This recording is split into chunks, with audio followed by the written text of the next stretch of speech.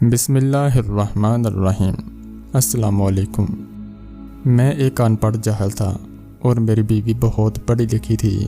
اس نے مجھ سے شادی اس لیے کی تھی کہ وہ بانجھ تھی۔ اس کے پہلے شوہر نے اسی وجہ سے اسے طلاق دی تھی کیونکہ وہ اسے اولاد نہ دے سکی۔ میں اپنی پڑھی لکھی خوبصورت بیوی پر مرتا تھا۔ میں بہت خوش تھا اس کے ساتھ۔ پھر کچھ سالوں بعد اچانک وہ امید سے ہو گئی تو ہماری خوشی کا کوئی ٹھکانہ نہ رہا۔ وہ روز مجھے ہاسپٹل لے جاتی اور 3 گھنٹے الٹرا ساؤنڈ کرواتی رہتی اور میں باہر بیٹھا رہتا۔ میں بالکل جاہل تھا۔ وہ مجھے کہتی کہ اتنی ہی دیر لگتی ہے۔ میں بالکل انجان تھا۔ ایک دن وہ بہت دیر ہونے کے باوجود بھی باہر نہیں نکلی تو مجھے شک ہوا۔ میں نے جو ہی دروازہ کھولا تو میرے سر پر آسمان ٹوٹ پڑا کیونکہ وہاں تو اس دن میں محنت مزدوری کر کے گھر پہنچا تو میری اماں مجھے بہت خوش نظر آئی۔ میں نے اس سے پوچھا اماں خیر تو ہے؟ تو بہت خوش نظر آ رہی ہے۔ وہ خوشی سے نہال تھی۔ میرے سامنے روٹی رکھتے ہوئے خوشی سے بولی کہ ہاں کریم، آج میں بہت خوش ہوں۔ اتنی خوش ہوں کہ بتا بھی نہیں سکتی۔ کچھ مجھے بھی تو بتاؤ، میں نے حیرانی سے پوچھا تو اس نے ہنستے ہوئے بتایا سمجھ لے تیری لاٹری نکل آئی ہے، تیری قسمت جاگ اٹھی ہے۔ میں سمجھا نہیں۔ میں نے کھانے سے ہاتھ روک کر حیران نظروں سے اماں کی طرف دیکھا۔ پھر اماں نے بتایا کہ ان کی کسی دور پرے کی رشتہ دار کی بیٹی کا رشتہ آیا ہے۔ لڑکی بہت خوبصورت پڑھی لکھی ہے۔ شادی ہوئی تھی مگر ٹوٹ گئی تھی۔ مجھے اب تک یقین نہیں آ رہا تھا کہ کہاں وہ پڑھی لکھی خوبصورت لڑکی اور کہاں میں ان پڑھ جاہل عام سا آدمی جو محنت مزدوری کر کے 2 وقت کی روٹی کماتا تھا۔ بھلا مجھ جیسے بندے کو کیسے اتنی اچھی لڑکی مل سکتی تھی؟ میں بہت خوش تھا۔ میں نے اپنی ہونے والی بیوی نہیں دیکھی تھی مگر اماں کے منہ سے میں نے اس کی بہت تعریفیں سنی تھی۔ اور پھر کچھ ہی دنوں بعد وہ دن بھی آ گیا جب ناہید میری دلہن بن کر میرے گھر آکی تھی۔ میرے گھر میں تو جیسے 4 چاند لگ گئے تھے۔ ہر طرف بہار کا سما تھا۔ میں بہت خوش تھا۔ ناہید بہت حسین تھی۔ میں اس سے بہت محبت کرنے لگا تھا۔ وہ بھی بہت اچھی تھی۔ پڑھ لکھ کر بھی غرور کا کوئی نام نہیں تھا۔ اس نے کبھی مجھے یہ نہیں بتایا کہ وہ پڑھی لکھی ہے اور میں ان پڑھ ہوں۔ میں اس کا بہت خیال رکھتا تھا۔ میرا بس نہیں چلتا تھا کہ اس کا منہ سے نکلنے والی ہر بات اس کی پوری کر دوں۔ ناہید نوکری کرتی تھی۔ اس نے شادی کے لیے 2 ماہ کی چھٹیاں لی ہوئی تھی۔ چھٹیاں ختم ہوئی تو وہ دوبارہ اپنے آفس جانے لگی اور میں نے تو بس 3 ہی دن کی چھٹیاں کی تھی۔ میں غریب آدمی تھا، زیادہ چھٹیاں نہیں کر سکتا تھا، ورنہ کھاتا کماتا کہاں سے۔ ناہید میرے ساتھ اس غربت میں گزارا کرتی تھی۔ روکی سوکی کھا کر ہم دونوں خوش تھے۔ اب بس میری ایک ہی خواہش تھی کہ میری اولاد ہو جائے۔ یہ جانتے ہوئے بھی کہ ناہید بانجھ ہے، میں دعا کرتا اور ناہید سے کبھی بھی اس بات کا ذکر نہیں کرتا یا اس خواہش کا ذکر نہیں کیا کہ کہیں اس بیچاری کی دل آزاری نہ ہو جائے۔ ایک رات اچانک میری آنکھ کھل گئی۔ میں نے دیکھا کہ ناہید اپنے بستر پر نہیں ہے۔ میں پریشان ہو گیا۔ میں اٹھ کر بیٹھا اور اسے آواز دینے لگا اور اٹھ کر اس کے پیچھے جانے ہی لگا تھا کہ وہ پانی کا گلاس ہاتھ میں لے کر کمرے میں آ گئی اور مجھے بتایا کہ اس سے پیاس لگی تھی۔ وہ پانی پینے کے لیے اٹھی تھی۔ اس کے بعد اکثر ناہید رات کو غائب ہو جاتی اور میرے آنکھ کھلنے پر میں اس کو بستر پر نہ پا کر عجیب و غریب واہموں کا شکار ہو جاتا۔ لیکن میں ناہید سے یہ نہیں کہتا تھا۔ میں نہیں چاہتا تھا کہ وہ یہ سوچ کر دکھی ہو کہ میں اس کے بارے میں کچھ غلط سوچتا ہوں یا اس پر شک کرنے لگا ہوں۔ کچھ ماہ بعد اماں بھی فوت ہوگی۔ اب بس گھر میں اور ناہید ہی تھے۔ ناہید کئی دن سے کسی سوچ میں ڈوبی نظر آتی۔ پوچھنے پر کچھ بھی نہیں بتاتی اور کہتی کہ یہ میرا وہم ہے، یہ کہہ کر مجھے ٹال دیتی اور میں بھی زیادہ زور دے کر اس سے ہرگز پریشان نہیں کرنا چاہتا تھا۔ وہ بہت سمجھدار تھی اور میں کم عقل۔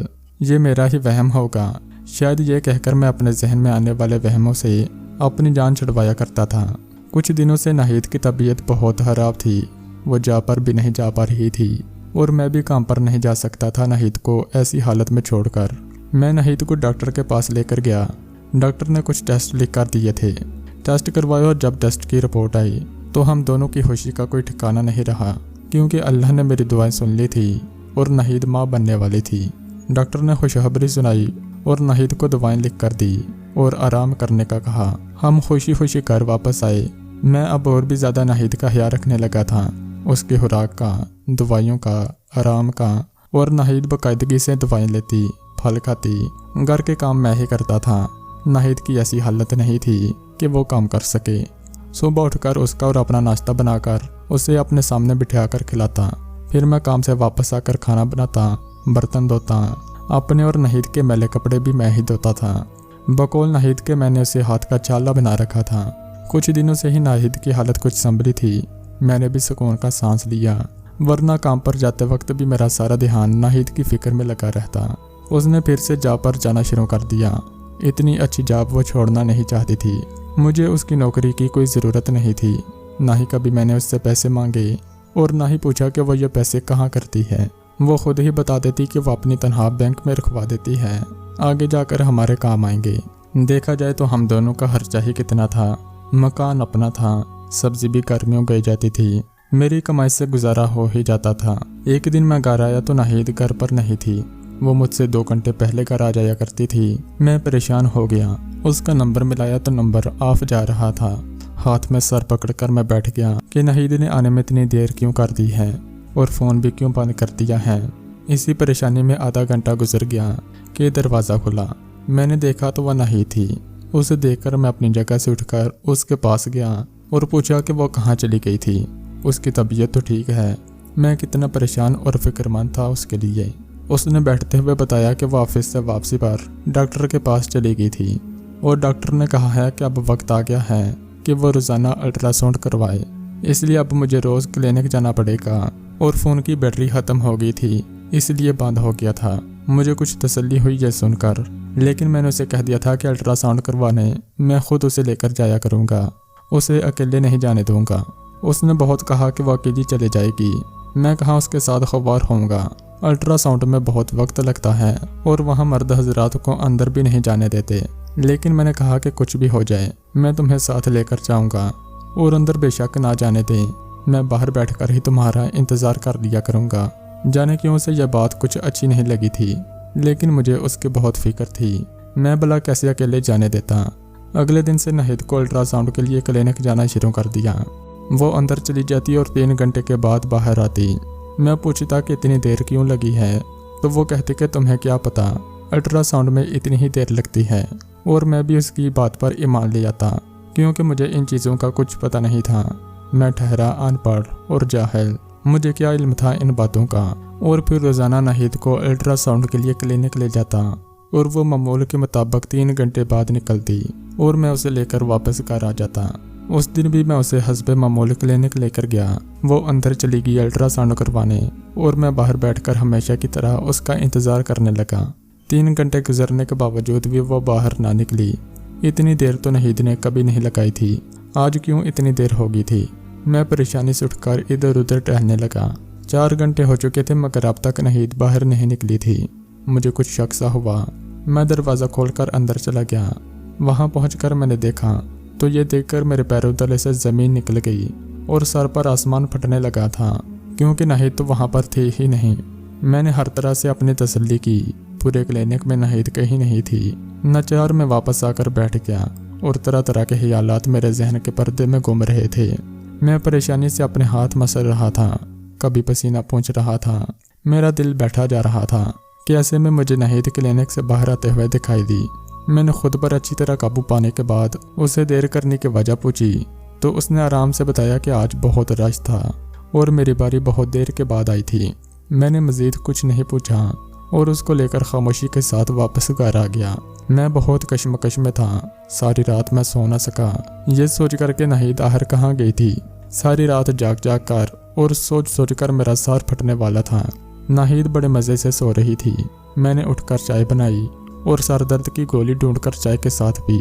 थोड़ी ही देर के बाद नाहिद भी उठ गई। नाश्ता बनाकर तैयार होकर वो ऑफिस चली गई। मैंने उसे कहा कि मेरी तबीयत कुछ ठीक नहीं है, सर में बहुत दर्द है, मैं आज काम पर नहीं जाऊंगा। उसने मुझे दवाई लेने को कहा और खुद चली गई और मेरे दिमाग में कई तरह के वाक़यात गड़बड़ होने लगे थे। नाहिद का मुझसे शादी करना, उसका रातों को गायब हो जाना और अब रोज़ अल्ट्रासाउंड के लिए क्लिनिक जाना और आज वहाँ से उसका गायब हो जाना, ये सब मेरे लिए बहुत अज़ियतनाक था। उस दिन नाहिद वापस आई और कुछ देर आराम करने के बाद अल्ट्रासाउंड के लिए जाने लगी। मैं उसके साथ नहीं गया, मुझ में कोई सदमा सहने की हिम्मत नहीं थी। मैंने अपनी तबीयत की खराबी का बताया और उसे कहा कि वो आज अकेली चले जाए। उसने भी बहुत ज़्यादा जोर नहीं दिया और चली गई और ठीक 3 घंटे के बाद क्लिनिक से घर वापस आ गई। आज वो कुछ बुझी बुझी लग रही थी और खामोशी से अपने ख्यालों में गुमसुम बैठी हुई थी। ऐसा लगता था कि जैसे कोई बात उसे बहुत परेशान कर रही थी। मैं उसे काफ़ी देर तक गौर से देखता रहा। मुझसे उसका उदास चेहरा देखा नहीं जा रहा था। मैं अपनी प्यारी बीवी से बहुत प्यार करता था, मगर मैं उससे कुछ पूछ भी नहीं सकता था कि वो क्यों उदास है और क्लिनिक के बहाने रोजाना आखिर वो कहाँ जाती है। दूसरे दिन भी मामूल के मुताबिक मैं काम पर चला गया और नाहिद भी अपनी नौकरी पर चली गई। आज भी मेरा जहन बहुत मुंतशिर था। नाहिद के वापस आने से पहले मैं घर पर पहुंच गया था। नाहिद ने घर आकर मुझसे जल्दी आने का सबब पूछा और मेरी तबीयत का पूछा। वो मेरी तबीयत के खराबी की वजह से बहुत फिक्रमंद नजर आ रही थी। मैंने उसे बताया कि तुम परेशान ना हो, मैं बिल्कुल ठीक हूँ। अब बस ज़रा सी सुस्ती हो रही थी तो जल्दी छुट्टी करके घर चला आया। तुम कुछ देर आराम कर लो तो मैं तुम्हें क्लिनिक ले चलता हूँ। उसने भी हामी भर ली और उसके बाद मैं उसे लेकर क्लिनिक चला गया। वहाँ पर वो अकेले ही अंदर चलेगी। उसके जाने के कुछ देर बाद मैं भी क्लिनिक के अंदर दाखिल हो गया तो देखा कि आज भी वहाँ पर नाहिद नहीं थी। मैं क्लिनिक के दूसरी तरफ गया तो नाहिद दूसरे दरवाजे से बाहर जाती हुई दिखाई दी। मेरा सर घूम गया था। हिम्मत से काम लेते हुए मैं भी उसी दरवाजे से बाहर निकला। वहाँ जो देखा तो वो मेरा दिल दहलाने के लिए काफ़ी था। मैंने वहाँ नाहिद को एक अजनबी शख्स के साथ गाड़ी में बैठते हुए देखा था। मैंने जड़ से आने वाले रिक्शों को रोका और उस गाड़ी का पीछा करने को कहा जिसमें मेरी प्यारी बीवी किसी गैर शख्स के साथ जा रही थी। कुछ दूर जाकर गाड़ी एक रेस्टोरेंट के सामने रोक गई। नाहिद और वह शख्स गाड़ी से उतरे और रेस्टोरेंट के अंदर चले गए। मैंने भी रिक्शा रोका और रिक्शे वाले को पैसे दे दिए और फिर अंदर दाखिल हो गया। इधर उधर नजरें दुढ़ाने के बाद थोड़ी दूर वो दोनों एक टेबल पर बैठे नजर आए। उनको एक साथ बैठा देखकर मेरे दिल में छुरियां चलने लगी थी। मेरा सर शदीद दर्द से फटने लगा था। मेरी टांगों में बिल्कुल सख्त नहीं थी। बामुश्किल खुद को घसीट कर मैं उनके टेबल तक पहुंचा। नाहिद ने मुझे अपनी तरफ आता हुआ देख लिया था। वो अपनी कुर्सी से उठ खड़ी हुई। उसका रंग सफ़ेद पड़ चुका था। नाहिद के मुंह से 2 ही लफ्ज़ निकले थे, करीम तुम। ये सुनकर मेरी जानब पीठ दिए हुए उस शख्स ने पीछे मुड़कर मेरी तरफ देखा और घबरा कर उठ खड़ा हुआ। मैं हिम्मत करके आगे बढ़ा और नाहिद का हाथ पकड़कर उसे खींचता हुआ रेस्टोरेंट से बाहर ले आया। वो शख्स बस खामोशी से यह सारा तमाशा देखता रहा। मैंने रेस्टोरेंट से बाहर निकल कर रिक्शा रोका। सारा रास्ता हम दोनों ने खामोशी में काटा। मैं बहुत शदीद सदमे से 2-4 था। मैं क्या कोई भी गैरतमंद मर्द अपनी बीवी को किसी गैर मर्द के साथ यूं चोरी छुपे अपने शौहर को धोखा देकर मिलते देखेगा तो उसका भी वही हाल होगा जो मेरा हुआ था। हम दोनों घर पहुंच गए थे। रिक्शे से उतरकर मैं अंदर आया और अपना सर पकड़कर बैठ गया। नाहिद अंदर दाखिल हुई। वो बहुत घबराई हुई थी। आकर मेरे पास बैठ गई। उसके बैठते ही मैं उठ खड़ा हुआ और सहन में परेशानी से टहलने लगा। मैं बहुत बेचैनी में था। कुछ समझाई नहीं देता था। मुझे याद नहीं था कि मैंने क्या देखा है और मैं कहाँ गया था। जहन में सिर्फ एक ही फिल्म चल रही थी। मेरे हाथ बंजे हुए थे, जिस्म कांप रहा था, आंखें सुर्ख हो गई थी। नाहिद सर झुकाए बैठी थी और कितना वक्त यूं ही वहशत और खामोशी में गुजर गया था। अचानक मैं चिल्लाया, कौन था वो? नाहिद मेरे गुस्से भरी आवाज़ सुनकर और सहम गई थी और चुप रही। मैं उसके पास गया और उसकी तरफ देखकर पूछा, नाहिद कौन था वो जिसकी वजह से तुमने मेरी इज्जत मिट्टी में मिला दी, जिससे तुम यूँ छुप छुप कर मिलती हो? तुमने मुझे क्यों धोखा दिया? मैंने तुम्हें बहुत प्यार दिया, इज्जत दी और तुमने मुझे ये सिला दिया।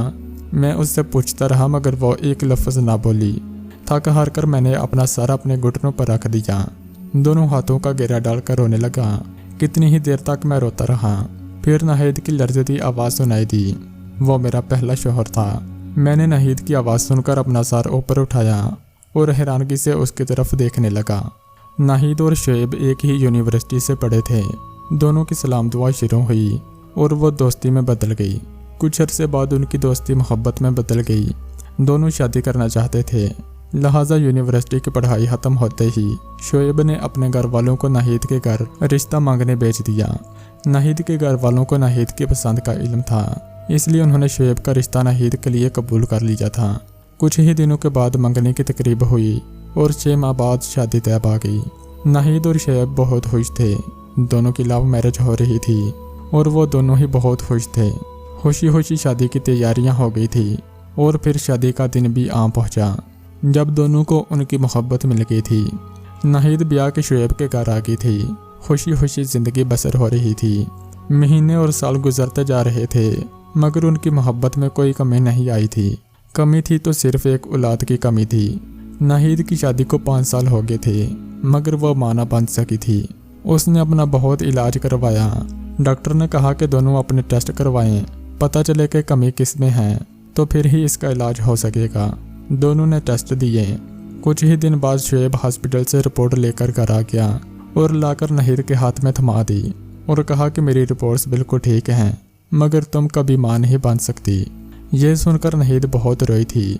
कई दिन तक वह बिस्तर पर ही पड़ी रही। उसने हर चीज़ में दिलचस्पी छोड़ दी थी।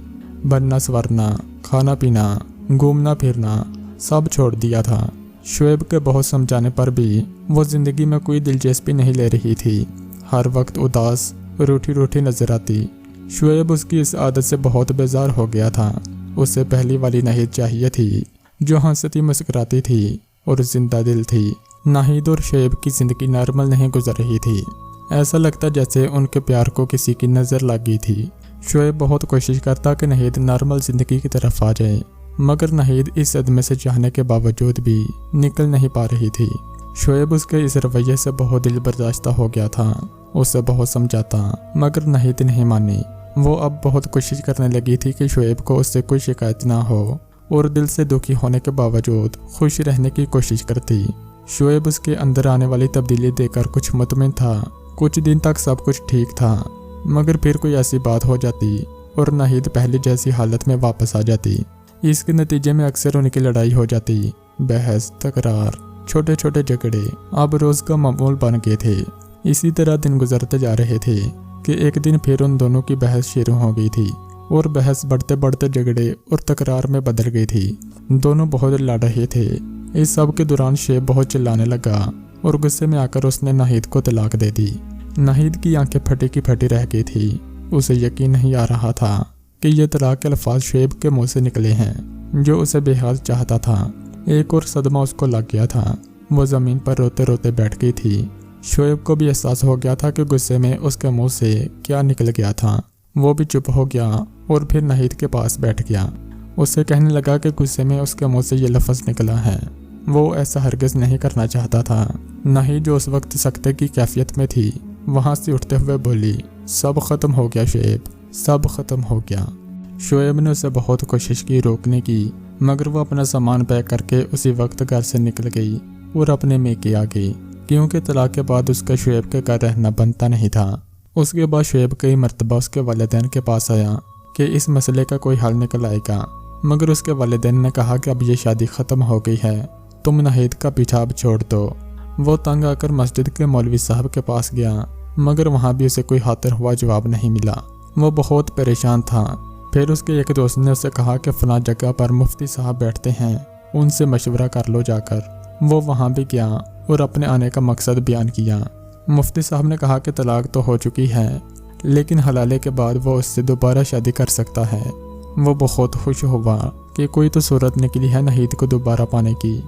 वो नाहिद को फ़ोन करता रहा कि एक बार मुझसे मिल लो, मैंने मसले का हल निकाला है। नाहिद उसके बहुत ज़ोर देने पर मान गई। शुएब ने मिलने पर उसे मुफ्ती साहब की बात बताई और कहा कि अब सिर्फ यही रास्ता है हमारे पास फिर से एक होने का। तुम किसी ऐसे शख्स से शादी कर लो जो तुम्हें कुछ अरसे बाद तलाक दे दे, और इसके बाद हम दोनों दोबारा शादी कर सकते हैं। नाहिद ये सुनकर परेशान थी और कहा कि ऐसा कौन होगा जो कुछ अरसे बाद मुझे तलाक दे देगा। दोनों उस दिन देर तक इस मौजू पर बात कर रहे थे। घर आकर नाहिद देर तक सोचती रही कि ऐसा कौन हो सकता है जो उसे शादी कर ले और तलाक दे दे। तब उसे करीम का ख्याल आया, जो एक दिन उनके घर किसी काम से आया था। बहुत सीधा साधा आम सा था। वो उसे आसानी से तलाक दे सकता था। अम्मा की किसी दूर पार की कज़न का बेटा था। वो लोग बहुत करीब थे। उसने अपनी अम्मा से बात की कि वो शादी करना चाहती हैं, और वो करीम की अम्मा से इसकी बात चलाई। अम्मा ने कहा कि वो लोग बहुत करीब हैं और करीम तो पढ़ा लिखा भी नहीं, लेकिन नाहिद की जिद करने पर वो राज़ी हो गई और करीम की अम्मा को बुलवाकर उसे नाहिद का रिश्ता दे दिया। नाहिद करीम के घर आ गई। करीम का हलूस देखकर वो बहुत शर्मिंदा होती। वो उससे बहुत मोहब्बत करता, उसका ख्याल रखता, وہ بنا کسی وجہ سے کیسے اسے طلاق لے لیتی، وہ سوچتی رہتی اور روز رات کو شعیب اسے فون کرتا۔ وہ پانی پینے کے بہانے باہر آ کر اس سے بات کرتی، وہ طلاق لینے کی بات کرتا اور ناہید کہتی کہ وقت آنے پر طلاق لے لے گی، کچھ عرصہ انتظار کرو۔ وہ کچھ دیر بعد طلاق کا مطالبہ کرنے ہی والی تھی کہ اس کی طبیعت خراب رہنے لگی۔ اسے پتہ چلا کہ وہ ماں بننے والی ہے۔ وہ بہت حیران تھی کہ میں تو بانجھ تھی، میں کیسے ماں بن سکتی ہوں۔ وہ اپنے میکے گئی اور وہاں سے پرانی رپورٹس ڈھونڈی جس میں لکھا تھا کہ وہ کبھی ماں نہیں بن سکتی۔ وہ اسی ڈاکٹر کے پاس گئی اور رپورٹس اس کے سامنے پھینک کر وجہ پوچھنے لگی کہ وہ تو بانجھ تھی، پھر ماں کیسے بن گئی۔ ناہید نے اسے رپورٹ دکھائی۔ ڈاکٹر گھبرا گئی اور پھر شرمندہ ہوئی، کہا کہ تم بانجھ نہیں تھی۔ اس نے اس بات پر انکشاف کیا اور بتایا کہ بانجھ تمہارا شوہر تھا، وہ باپ نہیں بن سکتا تھا، اور یہ اس کے کہنے پر اس نے غلط رپورٹس بنائی تھی۔ اسے یقین نہیں آ رہا تھا کہ کوئی اس کے ساتھ اتنا بڑا دھوکہ کیسے کر سکتا ہے۔ اسے بہت بڑا دھچکا لگا تھا۔ اب وہ اسے روز الٹرا ساؤنڈ کے بہانے ملنے لگی اور اسے بتایا کہ وہ سچ جان چکی ہے۔ شعیب اس سے معافی مانگتا اور کہتا کہ وہ بس اسے کھونا نہیں چاہتا تھا۔ وہ اسے کہتی کہ وہ اب کریم کے ساتھ ہی رہنا چاہتی ہے، وہ بہت اچھا انسان ہے، وہ اسے نہیں چھوڑ سکتی۔ اور اب جب وہ اس کے بچے کی ماں بننے والی ہے اور یہ کہ اگر وہ ماں نہ بنتی تو کبھی بھی یہ جان نہ پاتی کہ شعیب نے اسے دھوکہ دیا ہے۔ اس دن وہ اس سے آخری بار ملنے گئی تھی اور اسے صاف بتا دیا کہ وہ کریم کے ساتھ ہی رہے گی۔ جب کریم نے اس کا پیچھا کیا اور ریسٹوران میں دونوں کو ساتھ دیکھ لیا، میں خاموشی سے سارا قصہ سن رہا تھا اور میرا دل مطمئن ہو گیا کہ ناہید نے مجھے دھوکہ نہیں دیا بلکہ اس کے ساتھ دھوکہ ہوا ہے۔ میں نے اسے گلہ کیا کہ اس نے مجھے یہ سب پہلے کیوں نہیں بتایا۔ وہ یہ سب روتے ہوئے بولی تھی کہ وہ بہت پریشان تھی، کچھ سمجھ نہیں آ رہا تھا اور آج کے بعد شعیب بھی اس کے پیچھے نہیں آئے گا۔ میں یہ سن کر شکر ادا کرنے لگا کہ مجھے ناہید جیسی بیوی ملی ہے۔ میں اسے اس حالت میں مزید پریشان نہیں کرنا چاہتا تھا۔ اس کے آنسو پوچھے اور اسے اندر لے آیا اور اسے تسلی دی کہ مجھے اب اس سے کوئی گلہ نہیں اور اب ہم بہت خوش رہیں گے۔ ناہید اس بات پر مسکرائی تو میں نے بھی اطمینان سے سانس لیا۔ اگر آپ کو یہ ویڈیو اچھی لگی ہے تو ویڈیو کو لائک کریں اور مزید اس طرح کی ویڈیوز کے لیے ہمارے چینل کو سبسکرائب کریں۔ اللہ حافظ۔